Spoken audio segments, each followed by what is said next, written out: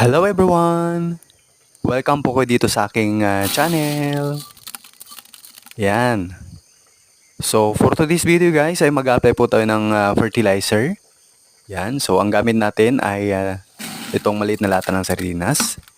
Isang lata ng sardinas sa kulay blue and then isa rin sa kulay yellow. Yan. I-mix natin sa water. Yan. Make sure na madi-dissolve lahat yung buo-buo na fertilizer.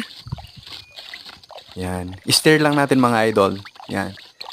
Shout out po sa mga ka-agree natin dyan. God bless po sa inyong lahat. Yan. Pagkatapos po nating i-stir mga idol, punta na tayo sa ating taniman.